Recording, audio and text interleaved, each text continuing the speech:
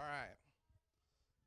Hello from the Fourth Plain Church of the Nazarene Building Committee. You see pictured here.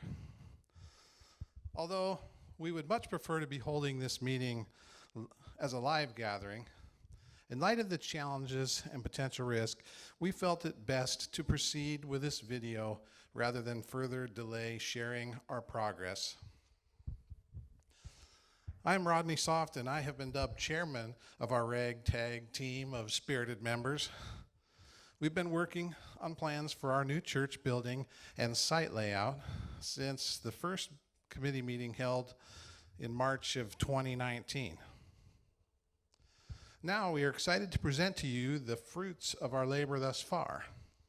But first, I'm delighted to introduce to you the individual that has been diligently working with the building committee and keeping us in line to formulate these plans to meet our ministry needs.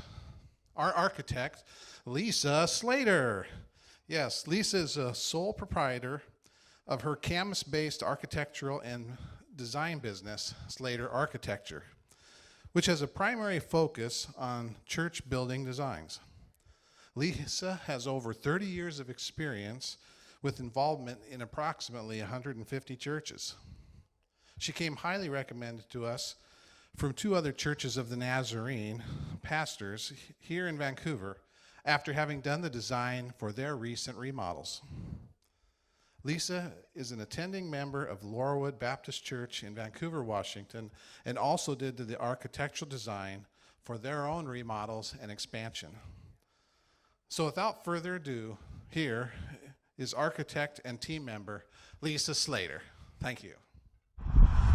Hello to the church family at Fourth Plain Nazarene. As you know, I'm your architect, Lisa Slater, and I'm here today for a presentation to the congregation.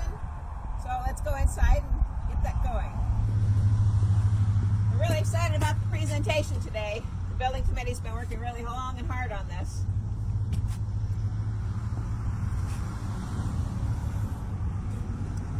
It must be early. Oh, wait.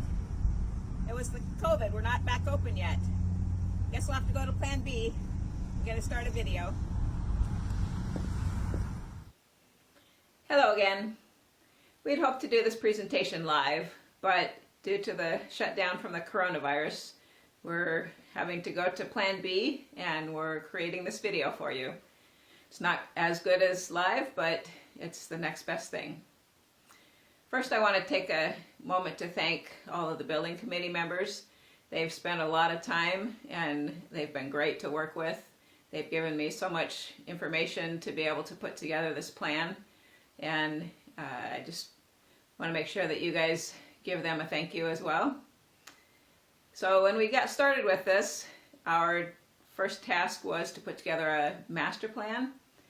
We wanted to see what the full potential of the site would be, and we needed to start by asking the question of what is the growth philosophy of this church? And what I mean by that is, do you want to grow indefinitely on this site? Do we need space to continue to grow to 500, 1,000, just as big as God will provide? Or is there a limit to this site of how much you want to grow to? And the result of that was that this church would like to grow to about a 400 to 500 seat sanctuary, and then beyond that the growth would be taken care of by church planting. So a capacity of about 400 to 500 people would give enough that you could take a portion away and plant another church and still have enough to continue to grow at your own site. So that's what we started with, and we wanted to see how big of a footprint that would take and how much parking that would take. So we began designing a full build out of that size of church, a sanctuary and all of its supporting spaces and the parking. Once we got the full master plan design complete, we were able to see an approximate cost and knew that it was well beyond our budget, as well as at this point we don't need to move into a sanctuary of 500 seats. So we started looking at how we could build this in manageable steps, and we've created a three-phase master plan, and as we do the presentation, you will see the different phases that we can grow into. And in our development, we also met with the different ministry leaders, and we were able to look at their individual space and get their input. And this is just a progress report, so we need to continue to meet with those leaders again, and we hope to get some feedback from the congregation as well, and we will continue to refine this plan. We just wanted to give you a progress report, so that's what we're doing today. I would encourage you at this point to put a pause on the video and go find a piece of paper and a pencil. And as you go through the video, go ahead and write down questions that you may have. At the end, we're going to have a brief question and answer period. We've anticipated some of the questions that will come up, and we'll try to answer them. But for any additional ones, we would like to hear your input, and we will provide a way for you to get those questions to us so that we can continue on with our progress and try to address all of your questions and concerns. So for now, let's go ahead and get through the presentation, and hope you enjoy it, and I'll see you at the end.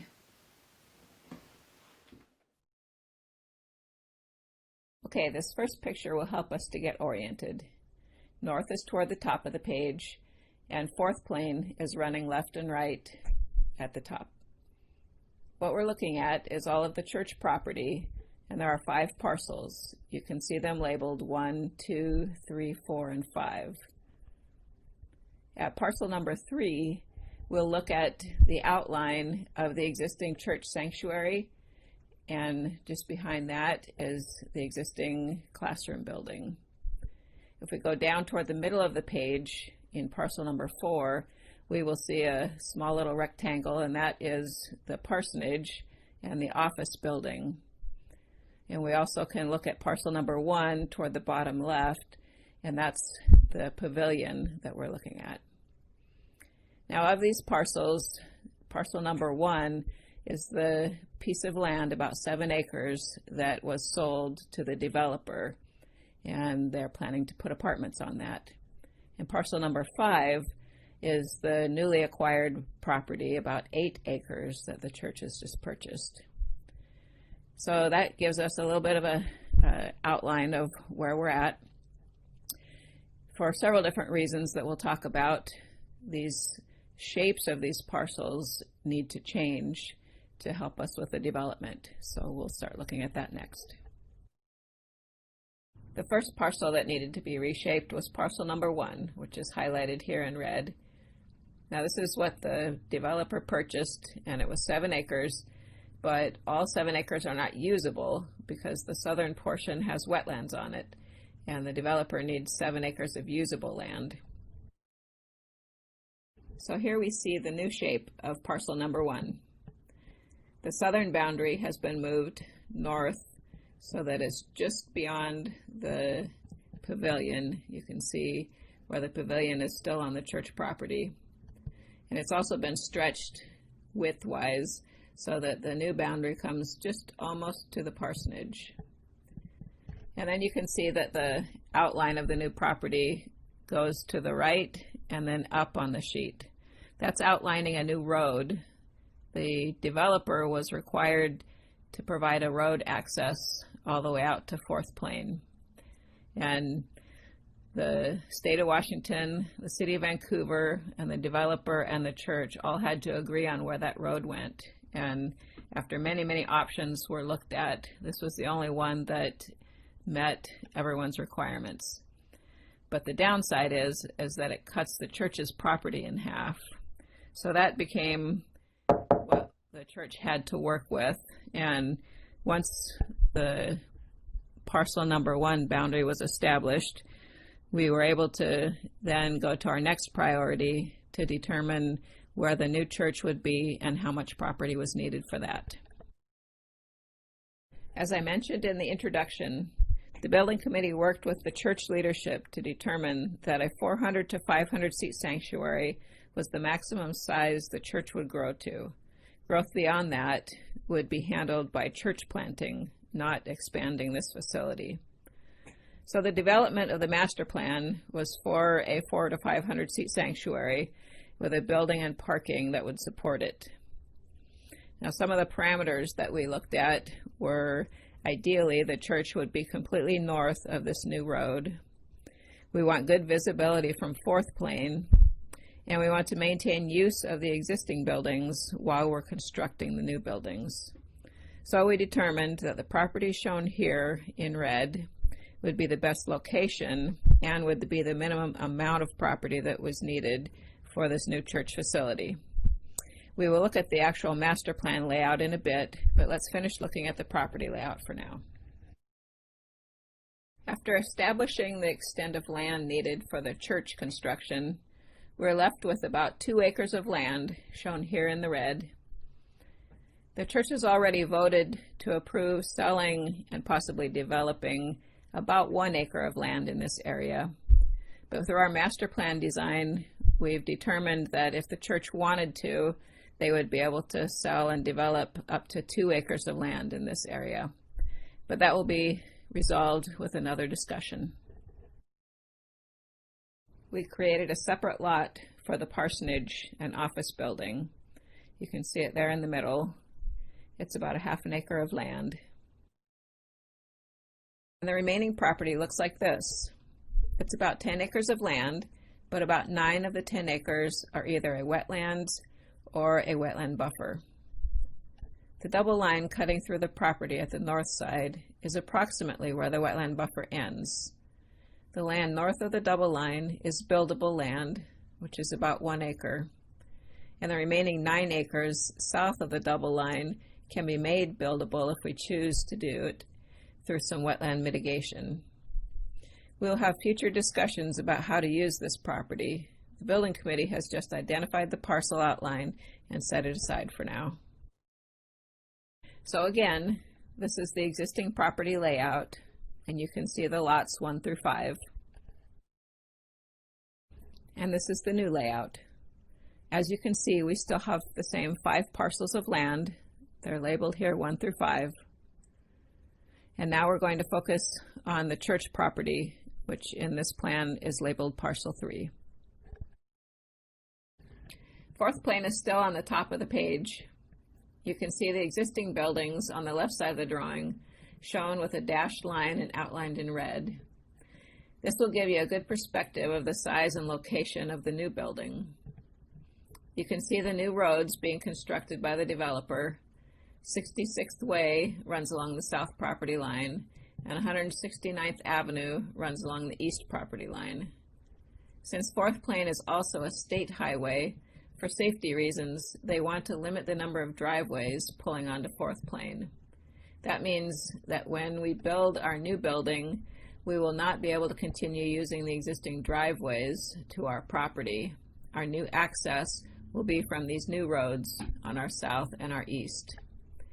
We wanted the front of the building to face Fourth Plain for maximum visibility, but we set the building back to the back of the site to allow as many parking spaces as possible to be closer to the front door. Since there is still a lot of parking on the sides of the building, we have created secondary entrances on each side to get people in and out of the rain and into the building quicker. This site plan is showing the final building after all phases are constructed. There's approximately 1 parking stall for every 2 seats in our sanctuary. That is twice as many as the code requires. Here's a first look at the floor plans. Don't worry that you can't read them. This picture is just to give an overview. The floor plan has been broken out into 3 possible phases: a Papa Bear size, a Mama Bear size, and a Baby Bear size. In just a bit, we will look at each phase a little closer, but this plan shows how the building expands in each phase. Phase 1, Baby Bear, is on the right and is the minimum amount of building that is needed to be functional. It is about 13,700 square feet. It is workable, but as you will see, it's not optimum. Phase 2 in the middle is our target plan. We hope to build Mama Bear from the start, but the budget will dictate what we can build. The shaded area in Phase 2 is what is added to Phase 1, and the total Phase 2 building is about 16,700 square feet. And finally, Papa Bear, Phase 3, on the left end, you can see the shaded area is what is added to Phase 2, and the total Phase 3 building is about 20,500 square feet. Now let's take a better look at the plan layouts. Here we have Phase 1. I realize that most of you are not used to looking at floor plans, so I will try to walk you through the building as best I can. You will start at the top of the page, where we enter the building under a large covered porch roof. We move directly into the foyer, which is a large open space created to encourage fellowship. There's a coffee counter on the left side of the foyer and plenty of room for furniture to create small meeting and gathering spaces. The foyer is larger than normal because it doubles as a fellowship hall. To give you some perspective, the seating area of your existing sanctuary would fit inside of this foyer fellowship hall area.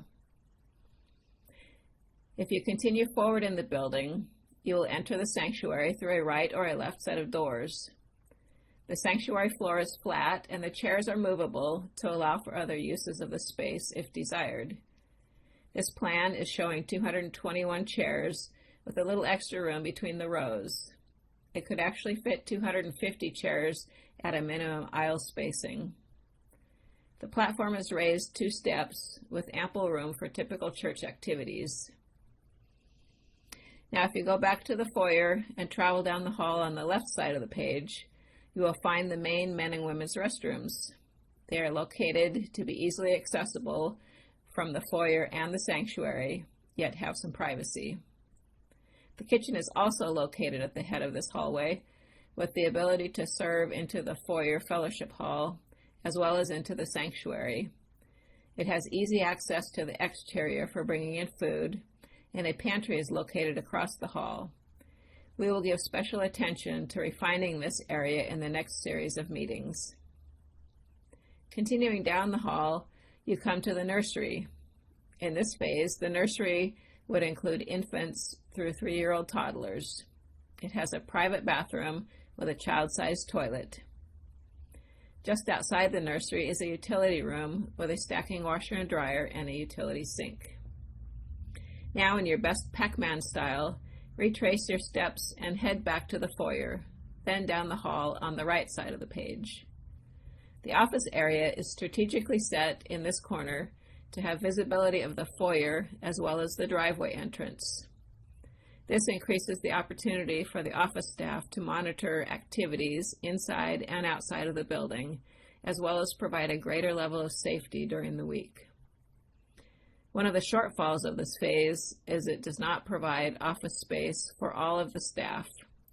The reception staff and 2 offices would be on site, but additional offices would need to be located elsewhere, possibly in the existing office space, until future expansion happens. In the last area to look at on this main floor is the adult classroom. We are seeking to provide 4 classrooms, but this plan only allows for 3. One is located all the way back at the foyer on the right side behind the stairway. Because of its location, it could also double as a conference room for the offices. The second and third adult classrooms are down the hall on the right, and one is only accessible through the sanctuary. If we are limited to this Phase 1 plan, we will have to resolve the adult classroom problem. Each of the phases has a 3,000 square foot second story. It sits over the main floor in the area outlined in red. There is an interior stairway from the foyer and a second exit-only stairway to the exterior at the left side. At the end of this presentation, there will be some discussion about why there is a second story and what it is chosen to be used for. But now, let's take a look at the proposed use. We are showing the second story being used for children's classrooms, from 4-year-old preschool through senior high kids. These days, security for children is a high priority, and we have given careful consideration to create the ability to limit access to this area. One way is by locating a check-in station at the bottom or top of the stairway and restricting the second story from other non-compatible uses. Also, due to older and younger kids sharing the restroom facilities, all the bathrooms on the second floor are individual use rooms that can be securely and privately used. For current and future flexibility, there are 2 larger rooms with folding partition walls to create 4 classrooms, and there is a Sunday school office workroom located on this floor. The second floor has been limited to just under 3,000 square feet because that is the break point where an elevator is required. We have located an elevator in the center circulation area, knowing it is desired and needed long-term. But from a budget standpoint, if needed, we have the option to delay the cost of it until a future time. We estimate the value at between $80,000 and $100,000. Now let's look at the Phase 2 floor plan. Like I said earlier, this is what we hope to build initially, but Phase 1 is a fallback plan if the money doesn't come in as expected. The additional square footage is outlined in red toward the bottom of the page. The most significant area added to this phase is the chapel, which is located there on the right side. We have created this room to carry over some of the history of the old building.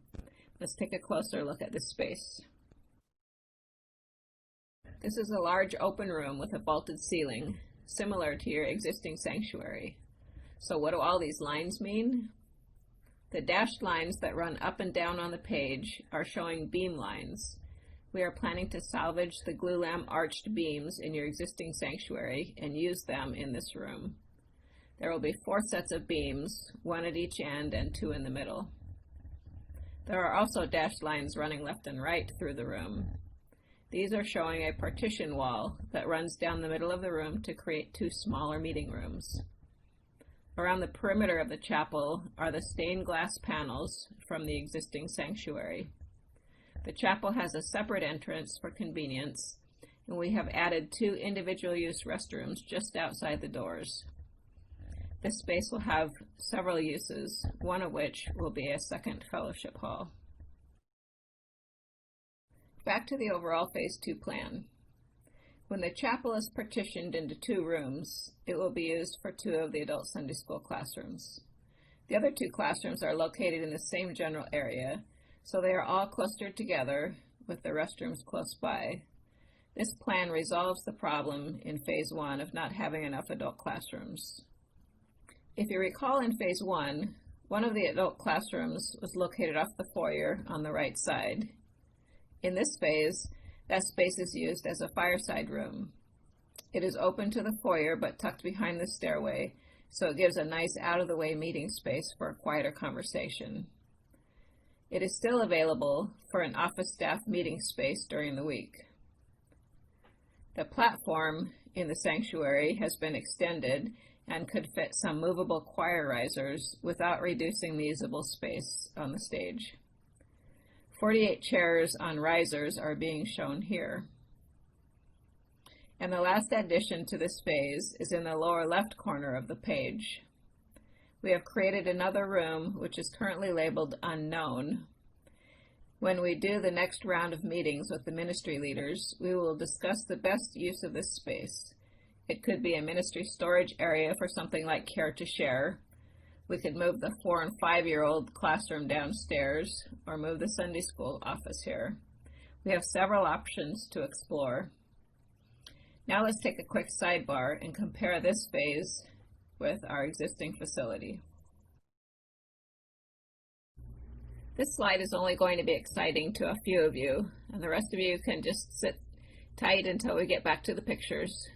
But for all of those who love the numbers, I put this together to give us some perspective of comparing your existing facility, which is your existing sanctuary building and your education building, comparing that to what you would have if we were to build the Phase 2 project.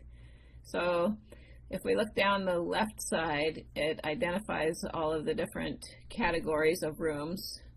and then the first column where it says existing size sanctuary building, that is the square footage of each of those areas that are in that building. The next one is your existing education building. So at the bottom, the totals for your sanctuary building are 7,224 square feet, and your education building is 7,852 square feet. And if we compare that to what we would build in phase 2 at 16,661, we're building just a little bit more than what you have. You can see the column to the far right, that's the difference between the two. So we're total building square footage, we would end up with 1,500 square feet more than what you have now. And you can look kind of line by line. Our foyer, we're going to be almost doubling your existing foyer size. We're adding another 1,093 square feet. The sanctuary, we're increasing your sanctuary size by about 1,500. Your fellowship hall, now this is where the numbers, they tell a story, but maybe not the exact story. So right now you have a separate fellowship hall, and we are not creating a separate fellowship hall now. We are having a shared use fellowship hall that can be a combination of the chapel and your foyer space. But if you add those two together, we have a total of potential 500 more square feet of fellowship hall space. The kitchen, slightly bigger, 84 square feet bigger. Our classrooms, we have about 300 square feet more. And within the education building, there's 7 designated classrooms. And in our new building, we have 8 designated classrooms. We have a similar size nursery. Our new nursery is about 29 square feet less than what you have now. The office space, there are some designated office spaces in the education building.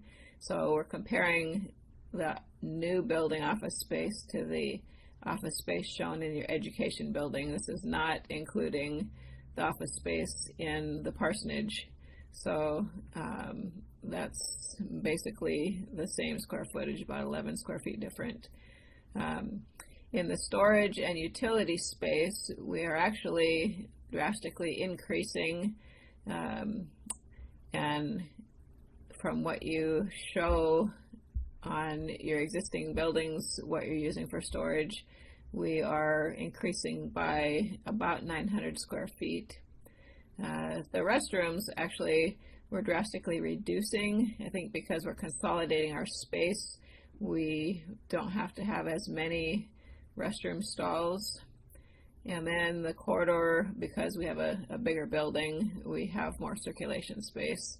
So, and then in the parking, we are increasing the number of parking stalls by a total of 63.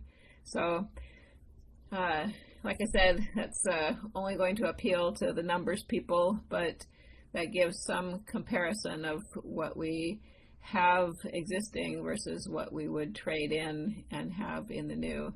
Now, I'll just make this quick side note that because we are building our new square footage in a different location, we are not required to get rid of all of our existing buildings. So we do have an option in there of maybe tearing down the sanctuary, but leaving the classroom building there for a while and kind of getting some double use out of it. So we know that in the back of our mind, as we continue to develop things, that may be an option for us. So just keep that in mind. And now we'll get back to the more fun stuff, and thank you for that sidebar. Are you hanging with me? I know this can be long and tedious, but we are getting toward the end, and we have a nice surprise for you, so hang in there. In our master plan, we want to look to the future, to the full potential of the site, according to the church growth philosophy, which takes us to phase 3. The added square footage is again shown by an outline in red at the bottom of the page. We won't take a lot of time to see each space of this phase, but I want to point out the main areas of growth. The sanctuary seating capacity has expanded from 250 to about 450 and could be pushed to 500 if desired. The platform is raised one more step, and 2 additional offices have been created. And 1 additional Sunday school classroom is created for a total of 5. 2 additional child Sunday school classrooms are created next to the nursery on the left side. This allows for some of the younger age children to move downstairs and giving room for the older kids to expand in the upstairs space. There's a dedicated janitor's closet and more storage added. At the end of Phase 3 construction, you will have your entire facility under one roof, able to grow to 400 to 500 people in a single service, and will be ready to plant another church. So what does it look like on the outside? Let's take a look. As with the floor plans, this is the first pass at the exterior design, and we will continue to refine it.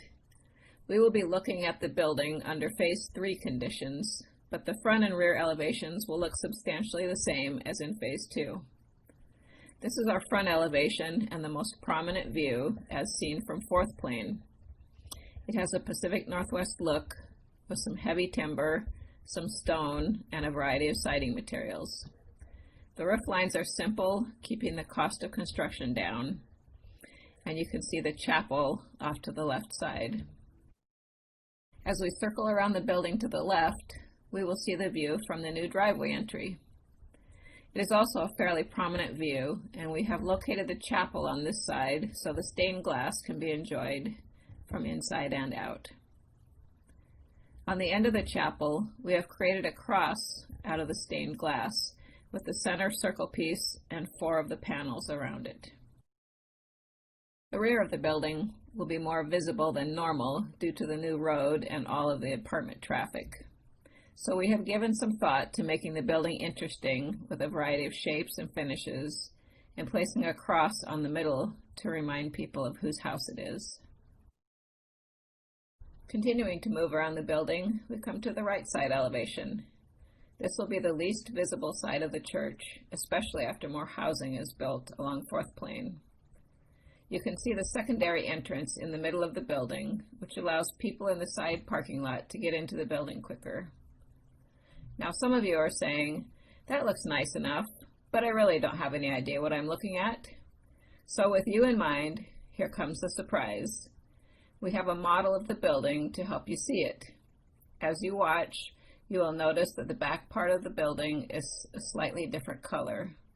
That is showing the difference between Phase 2 and Phase 3. The video clip will start at the front of the building and move around to the left, just as we saw the elevation views. Now buckle up and enjoy the ride.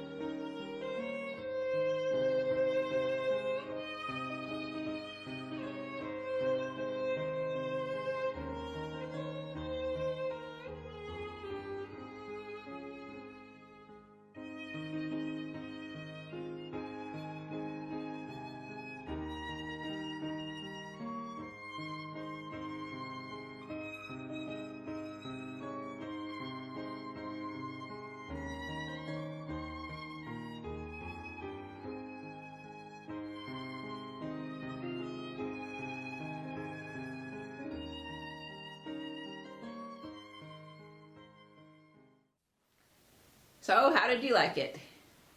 Do you think that's a place you could call your home? I hope so. Well, we've come to the end, and if we were doing this live, we would have a time of question and answers. So, we're going to try and do that on a video, and I've asked some stunt men and women to stand in your place and ask some questions, and hopefully I will cover some of the questions that you have. And like I said in the beginning, any other questions that you have, go ahead and write them down, and we'll provide a way for you to get those to us. So let's go ahead. Well, who's going to start us off with the first question? Come on, don't be shy. How about you out there? You mentioned earlier that you would explain about the second story. Why do we have one, and are we putting the kids up there? Good memory. Yeah, we did say we would come back to that. So why do we have a second story? Well, it really is budget driven, as are most of our decisions that we make. We can't design without thinking of our budget, and as almost every church is, that we have more needs than we have money. So we have to get the most out of every square foot that we can. And in construction, when you look at every square foot, the most expensive part of that is the foundation and the roof. So when you do a one-story building, you are paying for that foundation and roof.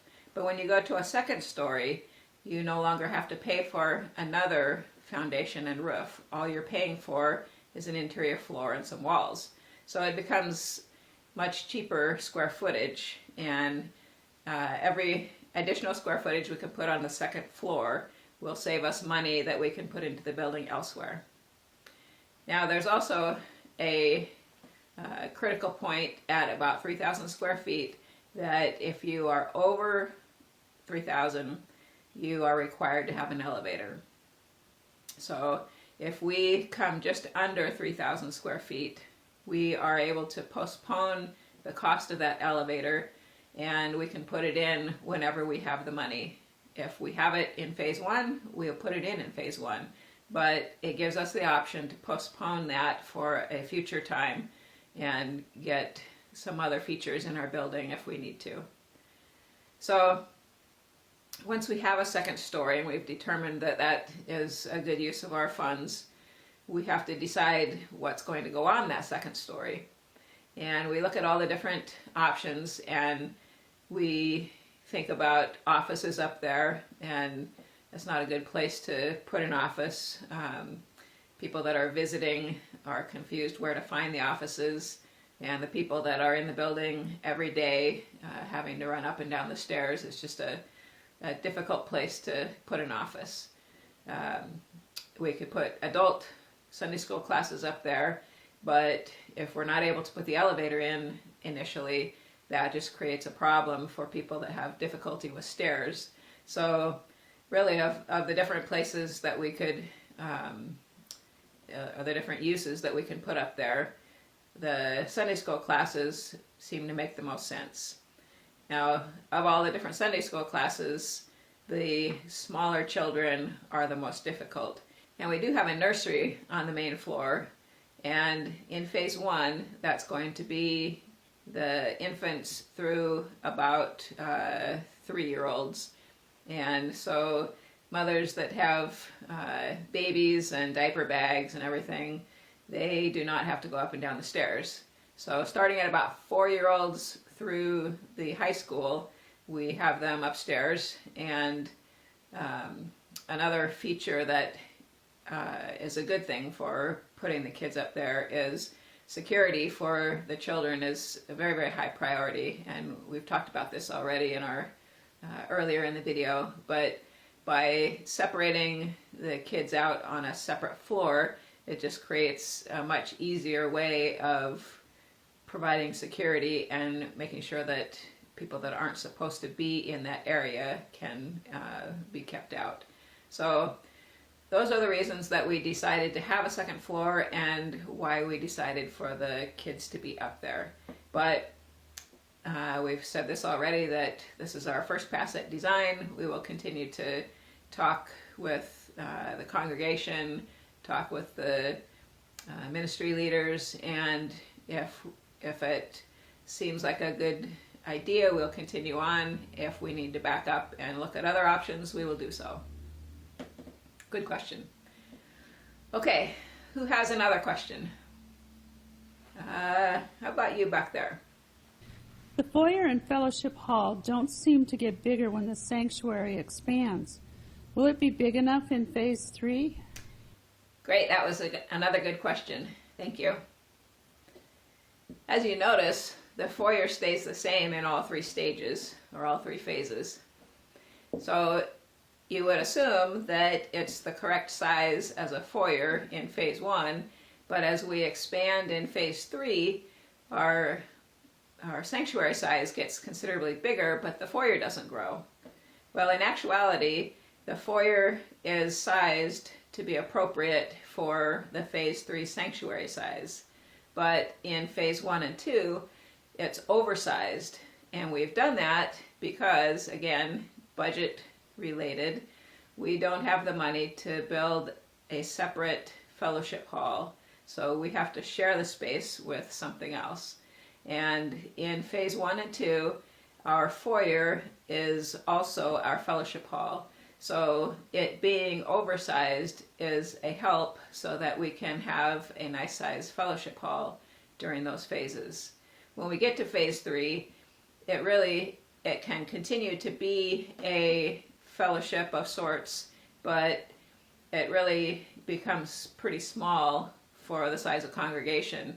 It's appropriate for the foyer size, but we really then will turn to the sanctuary, which will now be our largest space, and be able to use that as a full-size fellowship hall. But for smaller gatherings, we still have the foyer, and we also have the chapel, and those two combined would give us plenty of fellowship hall space. So, good question, good observation. All right, who else has a question? All right, we'll take you next. There doesn't seem to be enough storage in the building. How can we get more storage? You're right. You never have enough storage space. In fact, I have that same problem at home.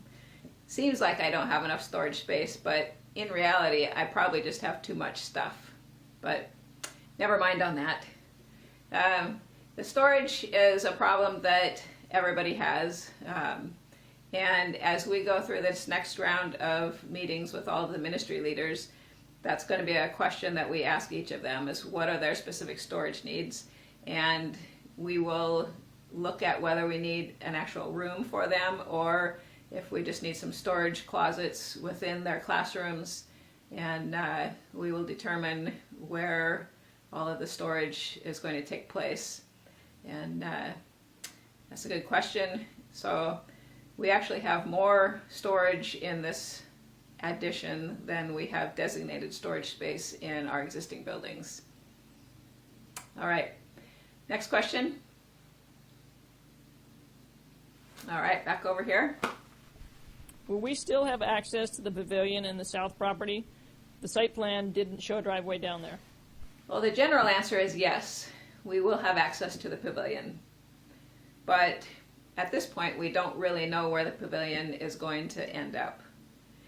Like I said before, that parcel number 5, we still need to have some further discussion about how that's going to be used, and whether we want to move the pavilion up a little bit closer to our new building so that we have better access to it, or if we leave it where it's at.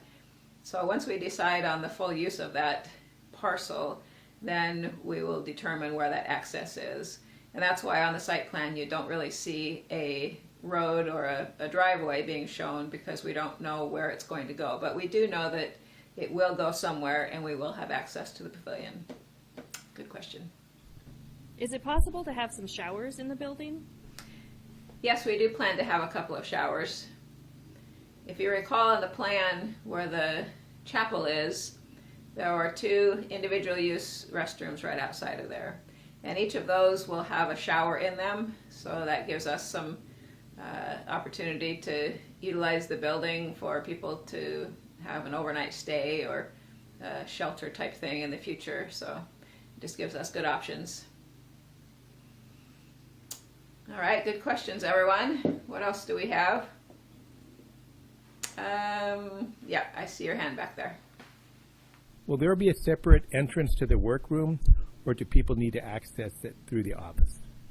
Yes, the office area is one area that what you see on the plan is an early stage of our design. We've had continual conversations with the office staff and intend to have more. The plan that you've seen doesn't reflect some of the feedback that we've gotten already, and the next time that we show you a plan, it will show you an updated office layout. But yes, there is a workroom in the office that people outside of the office staff need to have access to. So we will have a doorway into that space that will be from the hallway so that others can get into it and use that space without having to go through the office itself. But it was very good of you to pick up on that. You must be a person that uses that workspace. All right, we have time for a couple more questions. I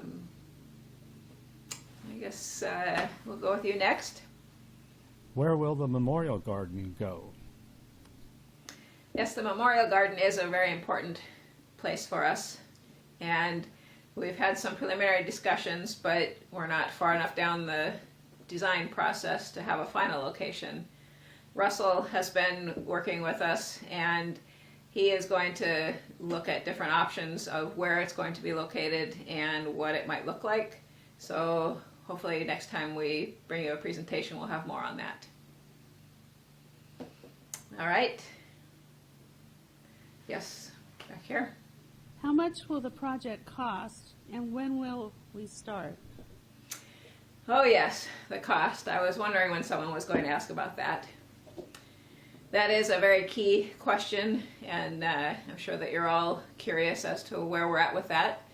And we do have some very preliminary numbers based on just recent church construction and based on the square footage that we're anticipating building. Our phase 1 project, if we were to build it today, it would be just under $3 million. And if we were to build all of phase 2 in today's dollars, it would be just over $3 million.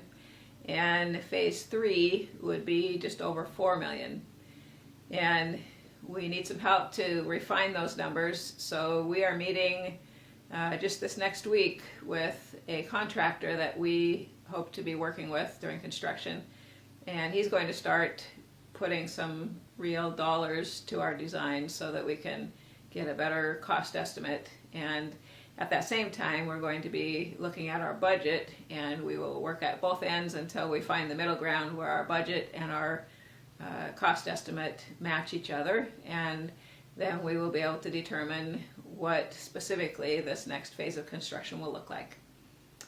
So that's a good place to end our question and answer time. Thank you, everyone. Good questions.